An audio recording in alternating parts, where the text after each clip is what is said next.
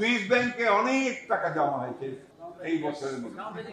কোন বছর আমি জানি না এই টাকাগুলো কাদের কবে কিভাবে জমা হয়েছে, কিন্তু এই খবরটা পড়লেই, সংবাদটা দেখলেই প্রতিটি দেশপ্রেমিক মানুষের মনে হবে তাহলে কি কোনো পরিবর্তন হয়নি?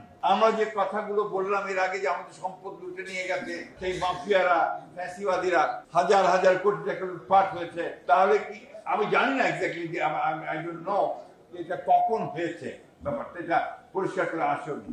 24 সাল যদি হয়ে থাকে তাহলে সঠিকভাবেই এটা এসছে এবং আমরা এটাকে সেই ক্রাইসিসটা আমার হয়েছে। এটা আরেকটা প্রমাণ হয়েছে যে কি পরিমাণ লুটপাট তারা করেছে, কি পরিমাণ এই মাফিয়া চক্র দিয়ে তারা লুটে নিয়ে গেছে।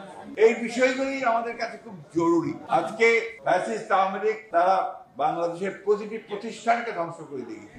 তারা নির্বাচন ব্যবস্থা, রাষ্ট্রীয় কাঠামো, বিচার ব্যবস্থা, আমলাতন্ত্র এবং শিক্ষা ব্যবস্থা, স্বাস্থ্য ব্যবস্থা সবকিছুকে তারা ধ্বংস করে দিয়েছে। আজকে চেষ্টা করা হচ্ছে এগুলোকে আবার একটা জায়গায় নিয়ে আসার জন্য। আমরা আশা করি যে অন্তর্বর্তীকালীন সরকার তারা কাজ শুরু করেছেন, নিঃসন্দেহে তারা ইতিমধ্যে অনেক কাজ করেছেন এবং ভালো কাজ করছেন, আমাদেরকে পথ দেখাচ্ছেন। আমরা আশা করবো যে আমরা সমস্ত রাজনৈতিক দলগুলো যারা ফ্যাসিবাদ বিরোধী, আমরা সবাই একজোট হয়ে একসাথে আমরা তাদেরকে সহযোগিতা করব এবং আমাদের যে লক্ষ্য, অর্থাৎ একটি সত্যিকার অর্থেই একটি গণতান্ত্রিক রাষ্ট্র ব্যবস্থা, একটি গণতান্ত্রিক রাষ্ট্র, সেই জায়গায় আমরা পৌঁছতে পারব।